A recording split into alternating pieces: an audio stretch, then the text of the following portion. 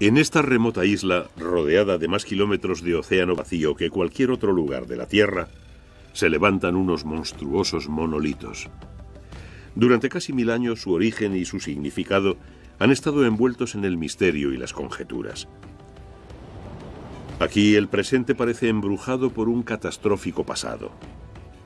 ¿Qué significado tienen las estatuas? ¿Quién las hizo y por qué? ¿Y qué ocurrió para que la población local se hundiera en el caos y la muerte? Tras años de intensos debates y de investigaciones arqueológicas, ha llegado el momento de revelar los misterios de la isla de Pascua.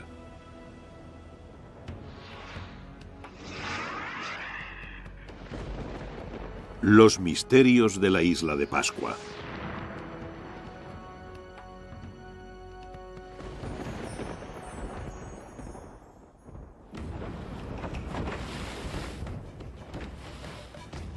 En la tarde del 5 de abril de 1722, una flotilla de barcos holandeses mandados por el capitán Jacob Roggeveen perdió el rumbo en el Océano Pacífico. En medio de las sacudidas del tempestuoso mar, el vigía divisó una islita totalmente aislada en la vasta extensión del océano. Los mapas de Roggeveen no indicaban nada. Roggeveen se quedó pasmado al contemplar los grupos de gigantescos monolitos levantados junto a la orilla. También encontró a unos nativos ansiosos por acoger a sus barcos y a sus tripulaciones.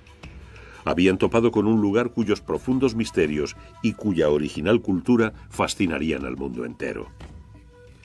Dado que estaban en la tarde del 5 de abril, Roggeveen le dio el apropiado nombre de Paach Eiland, o Isla de Pascua. Pero este primer encuentro entre los amistosos nativos y los occidentales acabó de una manera imprevista para todos. ¿Quiénes eran estos isleños? ¿Y cómo llegaron a vivir en un lugar tan remoto en medio de un inmenso océano? El lugar concreto de donde vino esta gente, su patria, es desconocido. Probablemente nunca lo sabremos. Las primeras teorías especularon con la posibilidad de que los habitantes originales vinieran del este, arrastrados por las corrientes desde algún lugar de Sudamérica. Thor Heyerdahl se convirtió en el campeón de esta teoría cuando cruzó con éxito el Pacífico en su balsa, la Kon-Tiki. Sin embargo, las modernas pruebas científicas desautorizan esta teoría.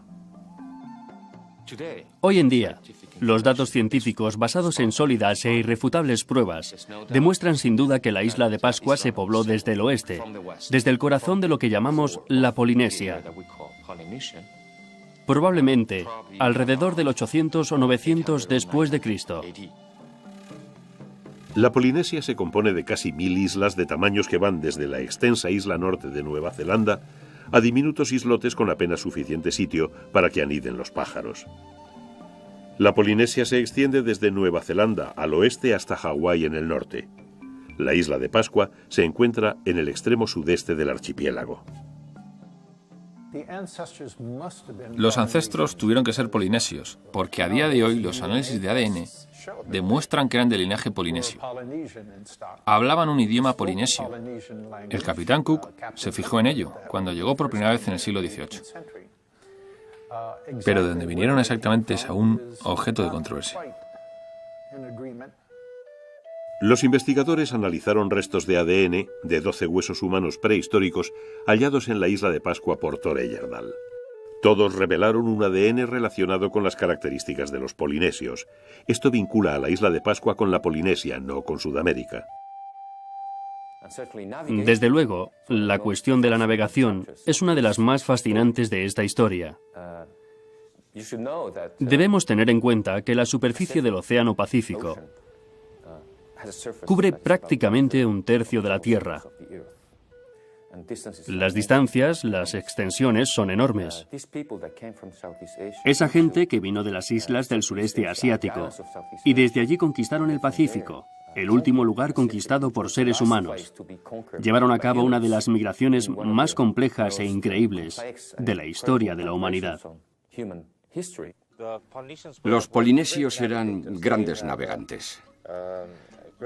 Tenían un amplio conocimiento sobre maneras de localizar su posición al cruzar el océano. Se sabe que manejaban esas enormes canoas de isla a isla, fijándose en las estrellas, en el sol y en la luna, sobre todo en las estrellas, para orientarse. Sabían en qué dirección salían y se ponían determinadas estrellas, o cuándo las tenían justamente encima. Conocían esas estrellas, o al menos las más brillantes. Las conocían a fondo porque sus vidas dependían de ello. Así que cuando zarparon en dirección a la isla de Pascua, no se sabe lo que pretendían, pero sin duda se pusieron en camino hacia el este. Las canoas de viaje típicas de los polinesios son esas dobles canoas que tanto se parecen a nuestros modernos catamaranes. Algunas eran muy grandes y podían alcanzar velocidades muy altas. Tenían hasta 30 o incluso más metros de longitud.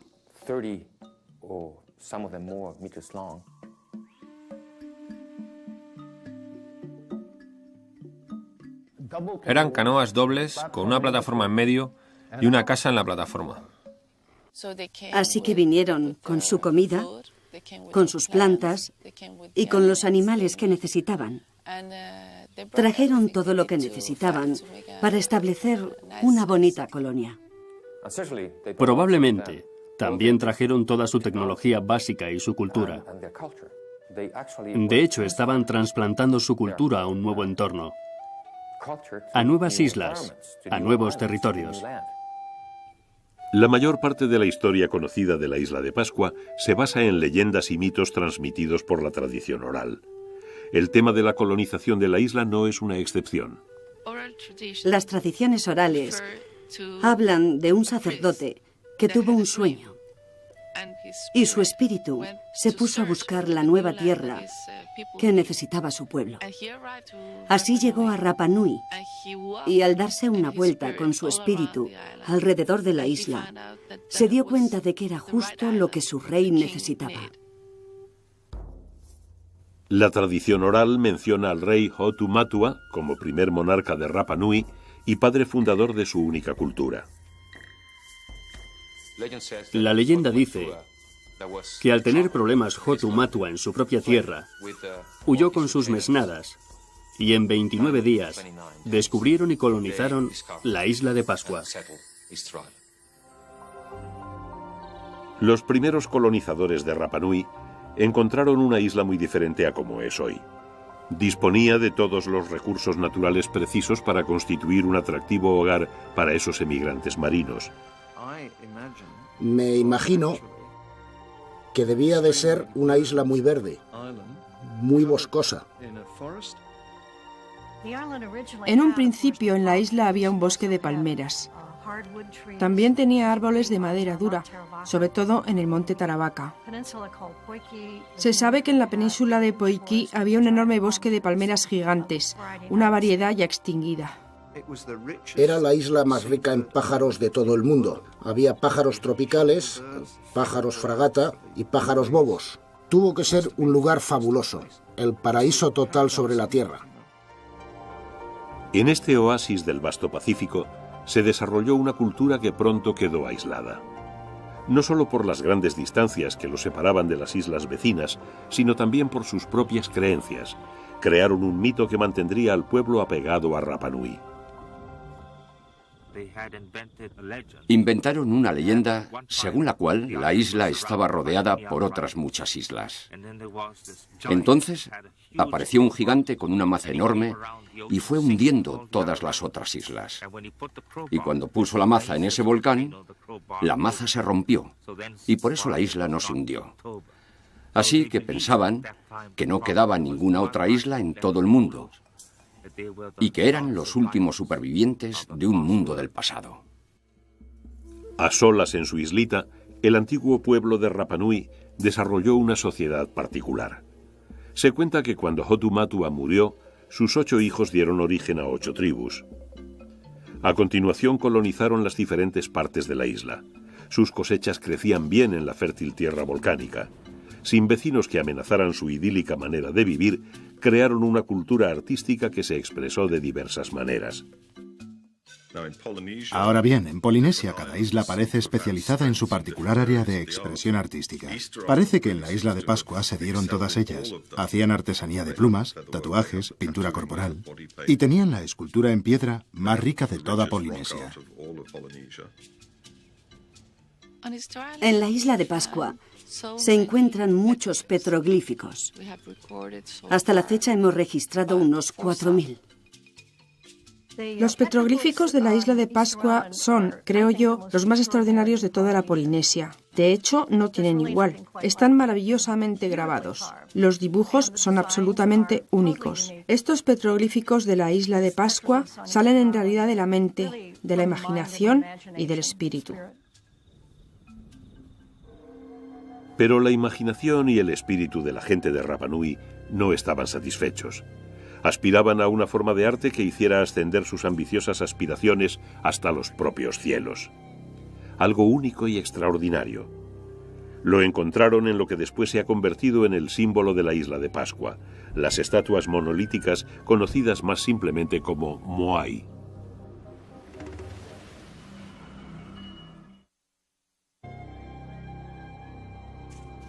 Cuando la gente piensa en la isla de Pascua, inmediatamente surgen en la mente estas misteriosas estatuas de piedra, los Moai.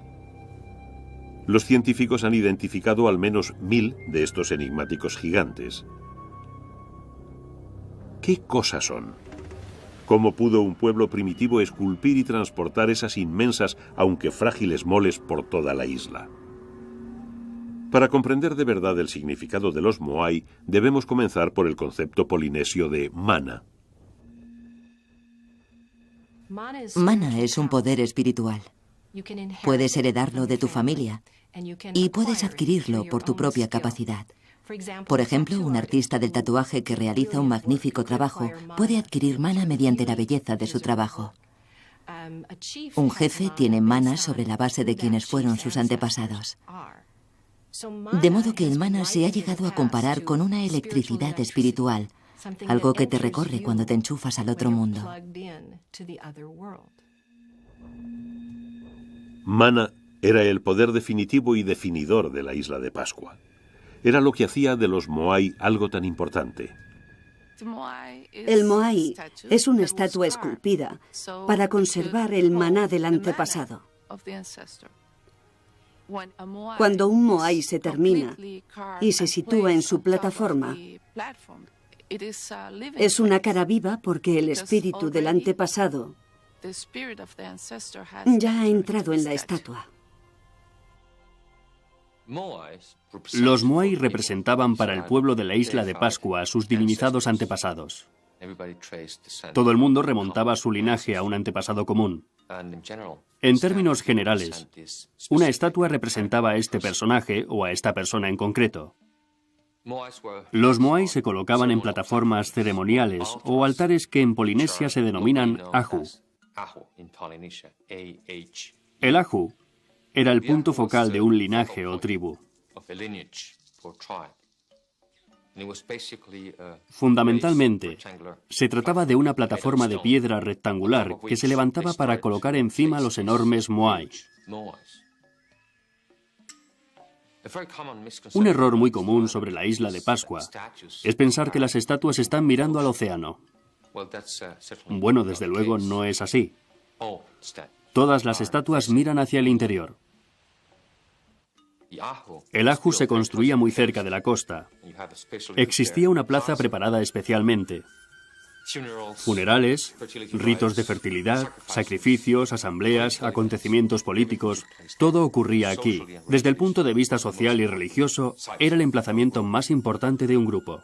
Estatuas gigantes mirando al interior, por encima del pueblo. Eso es material muy potente. Imagínate que tus antepasados están mirando cada cosa que haces. Se han encontrado ahus por todos los rincones de esta isla de 95 kilómetros cuadrados, indicando los emplazamientos de los incontables pueblos que han desaparecido. Sorprendentemente, una abrumadora mayoría de Moai se originó en el mismo punto. Las estatuas se esculpieron en una sola cantera. El 99% de las 1000 estatuas se realizaron en la cantera de Ranu Raraku. Ranu Raraku es un cráter volcánico. Está constituido por conglomerados de lapilli, en otras palabras, de ceniza comprimida. Es un material escultórico fantástico. Hoy en día se siguen encontrando allí los restos de 500 o 600 años de excavaciones en la cantera. Y todavía quedan 397 estatuas, generalmente sin terminar. Siguen ahí. Muchas de ellas siguen pegadas a la montaña, o son simples bloques que empezaron y nunca terminaron. Basándose en hallazgos arqueológicos, se ha podido desvelar otro secreto del pasado: el extraordinario sistema que empleaba este pueblo primitivo para esculpir las estatuas gigantes. Los moai se esculpían con herramientas de piedra, como esta, hecha de basalto. Algunas de las herramientas eran de este tamaño, otras más grandes y otras pocas más pequeñas. Esta tiene un tamaño intermedio. Lo realmente interesante del proceso de esculpido es que la estatua se esculpía casi por completo en la cantera. Solo dejaban una característica por completar en la plataforma ceremonial. Cuando la estatua llegaba al Lahu, le hacían las cuencas de los ojos. En ese momento, el espíritu del antepasado entraba en la estatua y transformaba esto, que no era más que una escultura, en un rostro vivo denominado Aringa Arua, lo que significa el rostro vivo del antepasado. Parece que las tribus de la isla compartían la solitaria cantera de Ranu Raraku a la hora de esculpir sus moai para el ahu de su pueblo. Los moai eran esculpidos por equipos de personas. No creemos que fueran más de 15 cada vez, y esculpían dirigidos por un maestro de obra. Sabemos que lo hacían los hombres, sabemos que eran elegidos cuidadosamente y sabemos que recibían mucho prestigio por ello. Debían de pertenecer a un estrato muy privilegiado de la sociedad, pues naturalmente estaban exentos de toda actividad de producción de alimentos. El resto del pueblo se dedicaría a reunir alimentos para llevárselos a los escultores, porque estos estarían demasiado ocupados creando esas obras de arte. No podrían ir a pescar o lo que fuera. Era una posición de mucha categoría. Los moai se esculpieron con el mismo método durante siglos, pero la forma de las estatuas no permaneció igual. Los arqueólogos han demostrado que a lo largo de los siglos fueron cambiando, haciéndose más grandes. No hemos hallado el eslabón perdido de los moai. No hemos hallado la estatua original que sirvió de inspiración, digamos, para el diseño de las estatuas. Pero de lo que sí estamos seguros, al cabo de los años, es de que las estatuas empezaron siendo pequeñas y más bien redondeadas, realistas y humanoides. Luego evolucionaron con el tiempo y se hicieron más alargadas y más altas. Creo que se hacían por encargo. Por ejemplo, si un jefe construía un ahu, deseaba poner una estatua en el ahu. Si mis estatuas son más gordas que las tuyas, eso quiere decir que yo soy más importante que tú. Cuanto más grande fuera la estatua, más mana, más poder tendría. Fueron creciendo y creciendo, porque de cierta forma se convirtió en una carrera de vanidades. En definitiva, era una cuestión de supremacía. El mayor moai que llegó a esculpirse nunca salió de la cantera. El llamado El Gigante tenía 25 metros de alto y probablemente pesaba más de 165 toneladas. Los especialistas dudan mucho de que semejante objeto gigantesco pudiera moverse. Sin embargo, cientos de moai fueron trasladados a los ahus de las tribus. Pero ¿cómo pudieron transportar tales objetos a tales distancias por la isla? Pudieron mover algunas, desde luego unas cuantas por el mar. Parece una posibilidad bastante obvia. No creo que las llevaran flotando. Denme un respiro. Eso elimina el peso del objeto que mueves y la mayoría de las plataformas están por la costa. Pero la costa es muy recortada y rocosa. Son rocas y lava. Tendrían grandes rampas para canoas que llegarían hasta el mar. Allí esperaría una gran balsa que luego harían derivar hasta la rampa más cercana a la plataforma. A mí me parece que sería muchísimo más complicado, sobre todo sin disponer de mucha madera. ¿Cómo ibas a conseguir que flotaran? Ni hablar, no me lo creo. Según la leyenda o el cuento, las estatuas fueron transportadas por un poder sobrenatural, por el mana, y que de hecho caminaban por la noche hacia su emplazamiento definitivo en la costa. Otro autor afirmaba que las estatuas se esculpieron alrededor de la cantera y que cuando el volcán hizo erupción fueron lanzadas por toda la isla y aterrizaron en Suahu. Pero es que a la gente le gusta creer en cosas irracionales. La investigación científica ha revelado métodos más prácticos, aunque menos fantásticos, con los que los antiguos isleños pudieron mover estas inmensas estatuas. Probablemente usarían madera de algún tipo en forma de rodillos o de patines. No olvidemos que no disponían de animales de tiro ni de ruedas. Tuvo que ser una labor humana al 100%, tirando, empujando o haciendo rodar.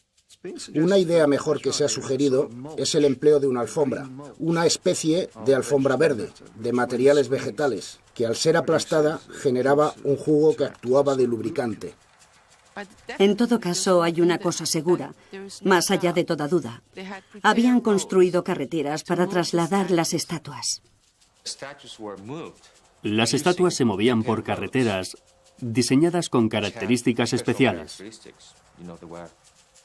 Se habían hecho aplanando las cuestas para poder avanzar lo más posible por terreno llano. La mayoría de los expertos está de acuerdo en que los moai se transportaban hasta Suahu, bien sujetos a un trineo de madera por estas carreteras especiales. Aún más penoso era el esfuerzo requerido para ponerlos en posición vertical. El sistema para levantarlos se parecía al utilizado para alzar los grandes bloques de piedra de las pirámides.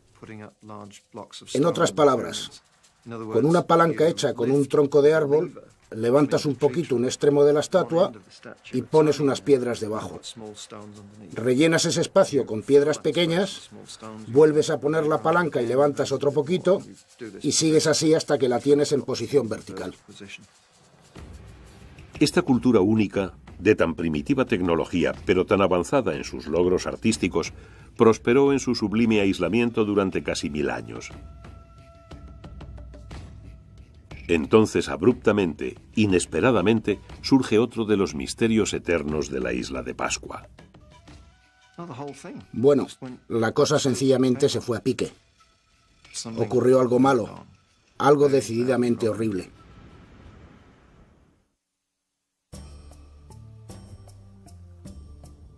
Hacia el siglo XVII, la cultura del moai en la isla de Pascua alcanzó su momento culminante. El gigantesco Ahu de Tongariki es su último monumento. El Ahu Tongariki es el mayor monumento ceremonial que jamás se haya construido en tiempos prehistóricos. Es con mucho el mayor monumento ceremonial del Pacífico. Se colocaron encima de este monumento 15 estatuas monolíticas, el mayor número conocido.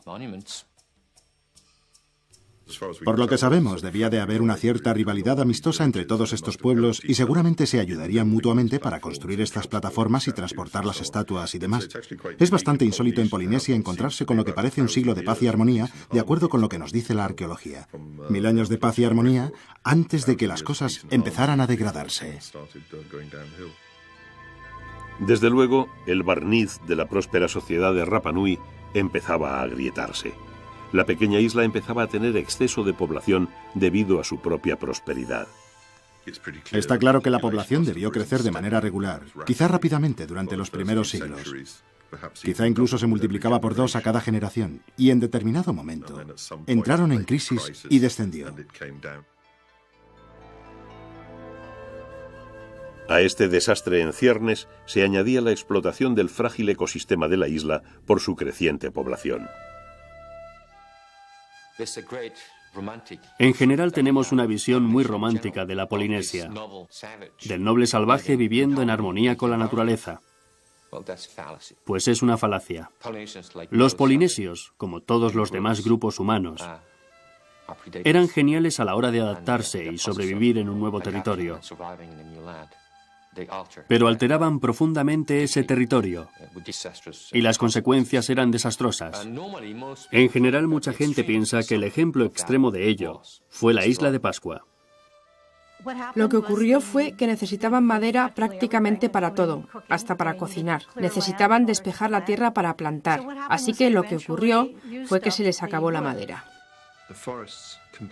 Los bosques desaparecieron por completo. Existen pruebas arqueológicas de que empezaron a utilizar exclusivamente hierba para encender los fuegos domésticos. Tuvieron que ponerse a quemar hierba para cocinar, porque ya no les quedaba leña. Es lo típico.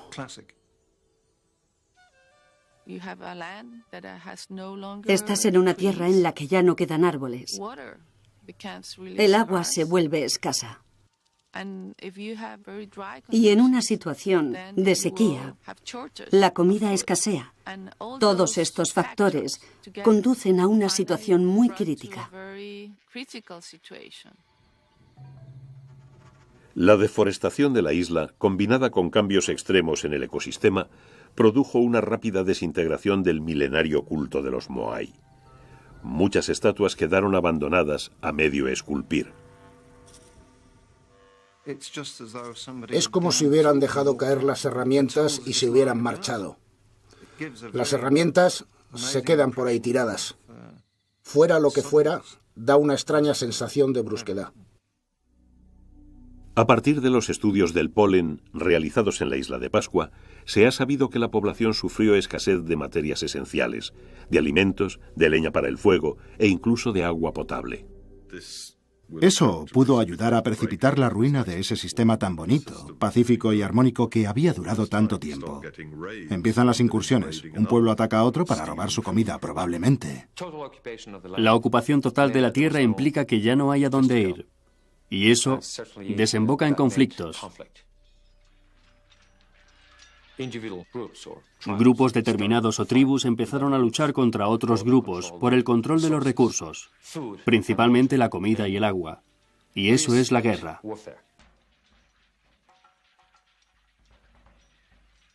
Las investigaciones arqueológicas y osteológicas, es decir, de los huesos humanos, muestran que hubo una considerable actividad de guerrilla. Era más bien cuestión de venganzas, pero mucha gente indefensa fue maltratada. En otras palabras, se atacaba frecuentemente a las mujeres y a los niños. Todo esto llevó a una crisis generalizada que acabó por hundir la cultura prehistórica. Esa antigua cultura había desaparecido mucho antes de que los observadores occidentales pudieran describirla.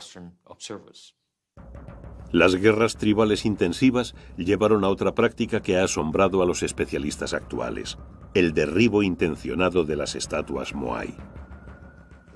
Las estatuas fueron derribadas. No cayeron, sino que fueron empujadas, porque podemos ver que colocaron una piedra en el lugar en donde caería la cabeza, para que ésta se rompiera. Lo que significa que ya no podrían volver a levantarlas. Y si por casualidad las tiraban con la cara hacia arriba, pulverizaban la parte de los ojos para destruir por completo todo poder espiritual que pudieran tener. Las leyendas hablan de guerra, hambrunas y de un cisco generalizado, y la civilización entera se hundió. Al final se dio una guerra de clases entre los trabajadores y la aristocracia. Por supuesto, los trabajadores eran mucho más numerosos, por lo que ganaron enseguida. Mucha gente cree, y probablemente es cierto, que los trabajadores estaban tan indignados contra las estatuas, con cuya construcción habían sufrido tanto, que las tiraron, las echaron todas abajo. Otro signo del cambio radical de actitudes y de vida social es la aparición arqueológica de armas. Empezaron fabricando lo que denominamos matar, grandes puntas de daga o de lanza de obsidiana, el cristal negro volcánico. Como salidos de la nada, de pronto se convierten en los objetos arqueológicos más abundantes de la isla. Los fabricaron a cientos o incluso a miles.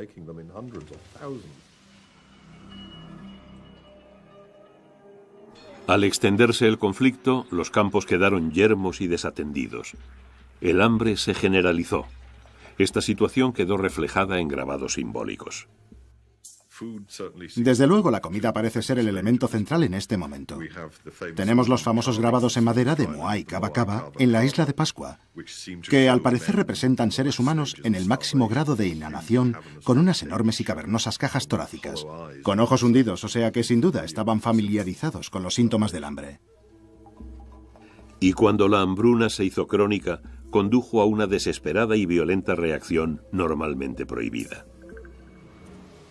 Se ha dicho que los isleños tenían tal carencia de proteínas que empezaron a devorar a otra gente.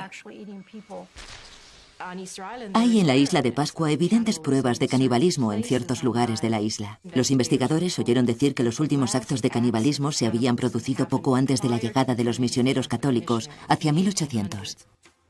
El nombre de la cueva de Anakaitenata puede significar tanto cueva donde comen los hombres como cueva donde se comen a los hombres.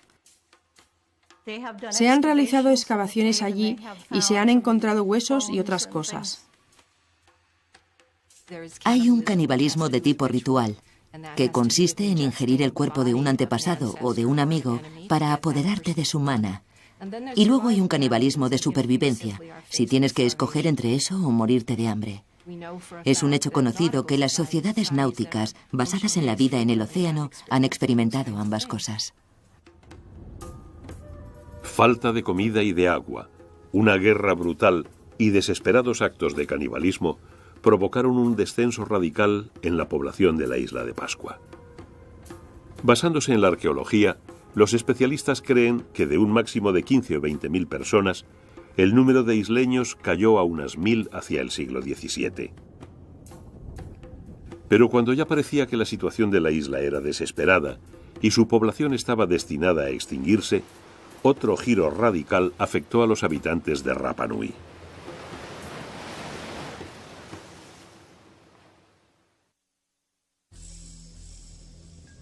Hacia 1600, casi 1000 años de estabilidad y prosperidad en Rapa Nui yacían en ruinas. Las incursiones de guerreros habían arrasado numerosos pueblos. La gente tuvo que sobrevivir en refugios improvisados. Algunos de los Moai derribados, en otros tiempos venerados tótems tribales, fueron transformados en rudimentarios refugios. Realmente habitaron en estas cuevas, las defendieron y se ocultaron en ellas. De pronto surgía un tremendo conflicto. Los pueblos se atacaban entre sí, derribaban las estatuas. Pero en contra de toda esperanza, en medio de este desorden generalizado, una nueva estabilidad iba tomando forma. Se cambió a una nueva religión y a un nuevo sistema social, que al parecer se basaba en el poder, en la fuerza. El guerrero más poderoso se convirtió en jefe supremo. Los guerreros lograban poder gracias a la guerra. También mediante una competición especial que se daba todos los años en Orongo. Ese fue el inicio del culto al hombre pájaro. En los años siguientes se construyó una aldea ceremonial para esta nueva religión en Orongo. Orongo se encuentra colgada al borde de un acantilado, pero también al borde del gigantesco cráter volcánico de Ranukau. Desde este punto culminante se distinguen algunos islotes mar adentro. Este rincón de la isla pronto se convirtió en el nuevo punto focal de la cultura de Rapa Nui. En sí mismo ya parece increíblemente mágico. Estoy seguro de que esta fue una de las razones por las que fue elegido para estas ceremonias. La competición por el hombre pájaro era una competición muy extraña. No conozco nada parecido en todo el Pacífico. La gente se reunía al pie del Ranukau en agosto y principios de septiembre. Esperaban a las aves migratorias que llegaban a la isla de Pascua. Fundamentalmente golondrinas negras, que llegaban en grandes cantidades, tanto que los isleños recuerdan que el cielo se volvía negro y se podían oír los chillidos de las aves por toda la isla. En cuanto llegaban los pájaros, entonces saltaban los nadadores. Tenían que lanzarse desde este acantilado de casi 300 metros de altitud y tenían que recorrer 1 milla nadando, algo muy peligroso, no solo por las corrientes, sino por los tiburones. Los participantes tenían que alcanzar el islote de Motonui, en donde anidaban las golondrinas. La competición no consistía en llegar antes a la isla, sino en encontrar el primer huevo, y en ese momento aún no lo sabían. Allí pasaban varias semanas, o incluso un par de meses en cuevas preparadas para la ocasión, y adornadas con los símbolos e imágenes de la nueva religión. Se levantaban al amanecer y se pasaban el día buscando. Luego, el que encontrara el primer huevo de golondrina negra se lo guardaba en una cestita que llevaba en la cabeza o alrededor del cuello. En esto no hay unanimidad. Y volvía nadando para escalar el acantilado de 300 metros. Es bastante curioso estar en Orongo mirando hacia allá y preguntarse cómo y por qué hacían esto. De hecho, el porqué está bastante claro. Por el poder. El ganador de la competición del hombre pájaro se convertía en gobernante de Rapa Nui durante un año. El hombre pájaro era el intermediario entre el mundo de los espíritus y el mundo de los vivos. Tenía que pasar un año aislado en un lugar oscuro porque no se suponía que viviese en este mundo. Con la religión del hombre pájaro ya no se hicieron estatuas, ya solo estaba el hombre pájaro, de modo que las estatuas fueron reemplazadas por el hombre pájaro. En este caso, lo que hacen es literalmente compartir el poder y concederle parte de él al hombre pájaro, al permitir que el pueblo compita por una parte del poder. Institucionalizar la competición fue una brillante idea para controlarla. Se encuentran alrededor de 300 representaciones del hombre pájaro en Orongo. Quizá cada una de ellas represente al ganador concreto de cada año. En realidad no lo sabemos, pero es muy tentador pensar así. Al canalizar las crecientes luchas tribales en esta competición incruenta, los isleños de Rapa Nui evitaron la autoextinción.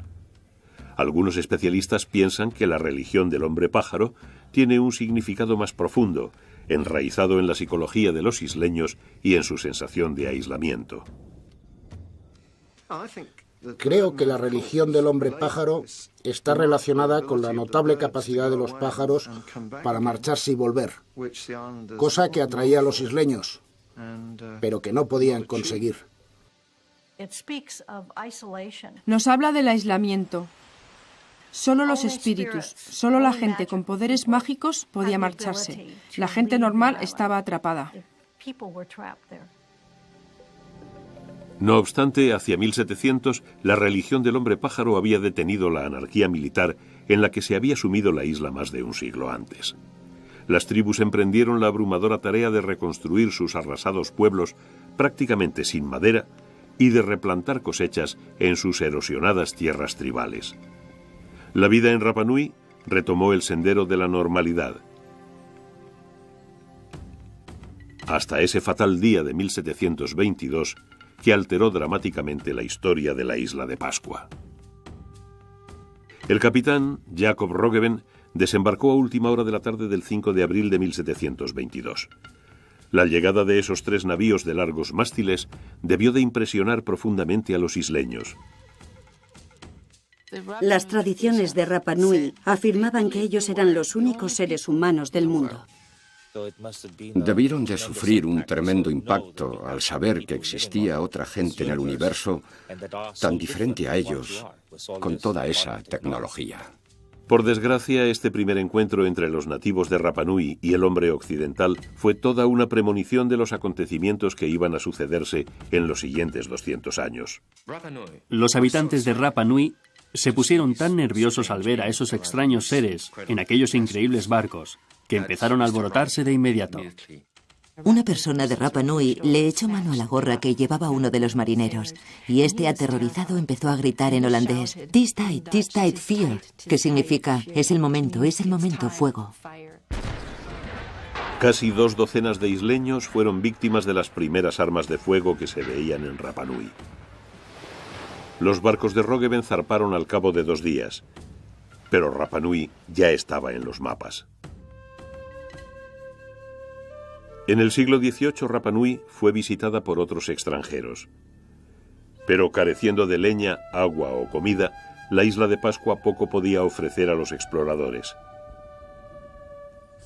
No obstante, había un recurso en Rapa Nui que sí llegó a interesarles a muchos occidentales a principios del siglo XIX, los propios isleños. Hay una historia sobre Rapa Nui que habla de pájaros negros y de trata de esclavos. Por supuesto, el final llegó cuando los esclavistas peruanos del siglo XIX llegaron para llevarse prácticamente a toda la población de la isla y ponerla a trabajar en la recogida de guano, en Perú. Se llevaron a unas 2.500 personas de la isla. En aquellos tiempos, los isleños eran muy amistosos, por lo que en cuanto aparecieron los primeros barcos, todos subieron a bordo y los jefes más importantes fueron los que trataron de intercambiar bienes y productos. Pero a todos los secuestraron y se los llevaron. Es una horrible y tristísima historia de explotación y de comportamiento salvaje por parte del mundo occidental respecto a Rapa Nui.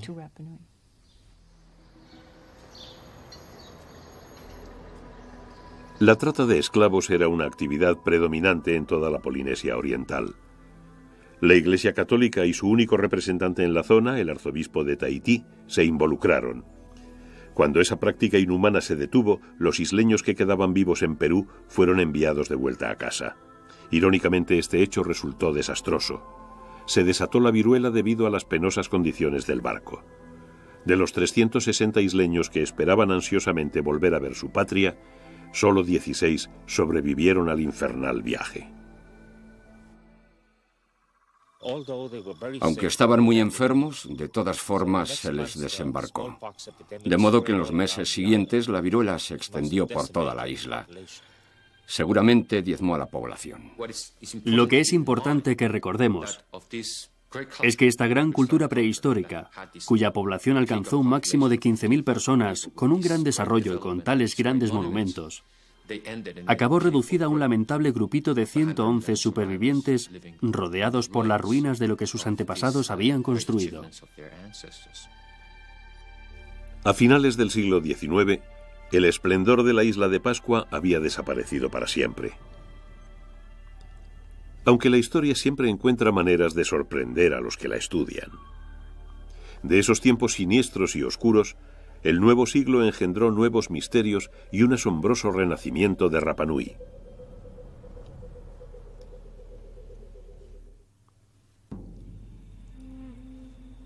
A principios del siglo XX, Rapa Nui era la sombra de lo que había sido.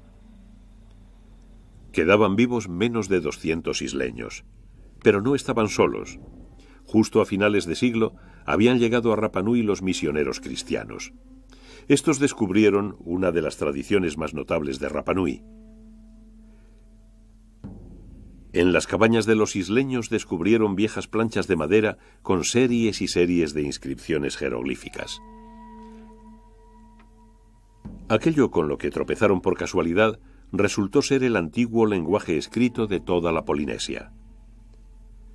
Esas asombrosas tabletas llegaron a ser conocidas simplemente como Rongo Rongo. Las inscripciones, Rongo Rongo, como se las llama, son únicas en Polinesia. Constituyeron un gran misterio durante mucho tiempo y se sigue discutiendo hasta cuándo se remontan. Lo curioso de las Rongo Rongo es que se grabaron muy delicadamente, en leños, algunos de los cuales habían sido aislados, pero otros eran leños redondos, tal y como salen del árbol. El único original que he llegado a ver es el del Museo de Santiago de Chile, que es uno de los más bonitos. Es una rama de árbol normal y corriente, pero la inscripción es extraordinaria en muchos sentidos. Entre los símbolos se distinguen muchas figuras humanoides. Pueden verse de cara o de perfil. Están puestos en fila, de modo que los lees en una dirección, y entonces le das la vuelta a la tabla y los lees en la otra dirección. Es como cuando se ara un campo con un buey. Desde que se descubrieron las tablas, muchas personas han afirmado que habían descubierto los secretos del Rongo Rongo. Sin embargo, hoy en día los especialistas siguen discutiendo sobre su interpretación y su significado. El fenómeno del Rongo Rongo es, en mi opinión, un simple mecanismo mnemotécnico, una manera de recordar información importante mediante ideogramas. Creo que representan cantos creacionales del tipo este engendró a este, una especie de cantar genealógico. Se utilizaban para conservar los nombres de las víctimas que se sacrificaban en los altares. Mostraban también genealogías y eran cantos creacionales. Las tablas de Rongo Rongo han resistido obstinadamente a todos los intentos de descifrarlas de manera concluyente. No disponemos de una piedra de Rosetta, y no queda nadie vivo desde hace al menos 150 años que pueda descifrarlas. Todo lo que se puede decir es que florecieron en la isla en el siglo XIX, seguramente a mediados del siglo XIX. Antes de eso, solo caben conjeturas en cuanto a su origen. En el siglo XXI, la isla de Pascua pertenece a Chile.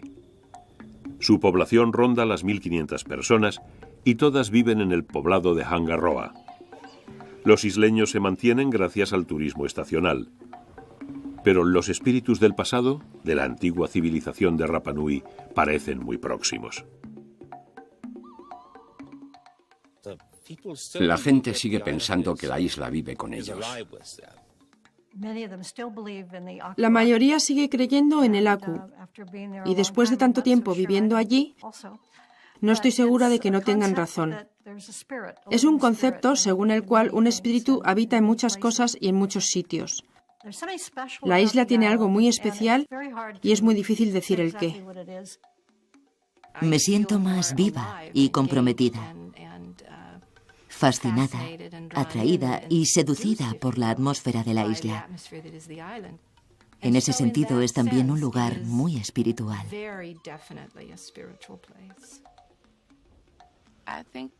Creo que la isla aún está poseída por el alma, por el maná del pasado. Hay quien dirá que la tumultuosa historia del pueblo de Rapa Nui importa poco en este nuevo milenio. Pero tanto sus increíbles logros como su ciega arrogancia pueden incluir lecciones de suma importancia para todos los pueblos del planeta. En términos ecológicos, la isla de Pascua es un aviso.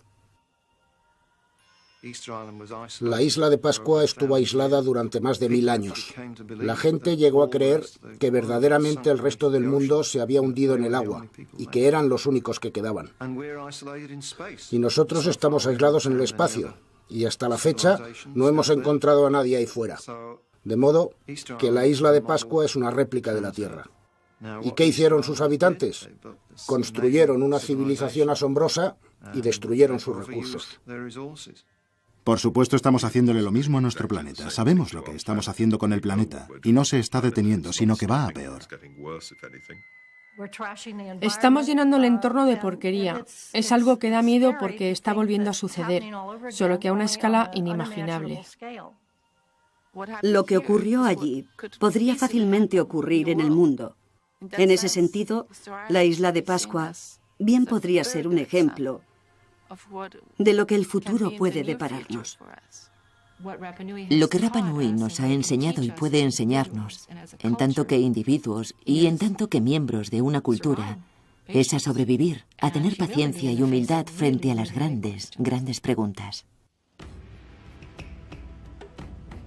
Unas respuestas fáciles y nítidas a los grandes problemas ecológicos que darán forma a nuestro futuro pueden resultar esquivas, tan esquivas como los misterios de la isla de Pascua. Aún quedan muchos misterios en la isla de Pascua, y no creo que nunca seamos capaces de resolverlos. Espero que nunca conozcamos las respuestas a todos los misterios de la isla de Pascua. Siempre fue un lugar muy exótico, remoto y misterioso. Espero que nunca pierda todo esto. No creo que nunca vayamos a conocer con exactitud cómo se hizo todo o por qué se hizo. Es parte de su encanto. Quiero decir que tampoco queremos resolver todos sus misterios. Es bonito que todo eso siga allí, para que podamos especular con ello, pensar y soñar con ello. Por supuesto, ese es el secreto de Rapa Nui. Está fuera del tiempo.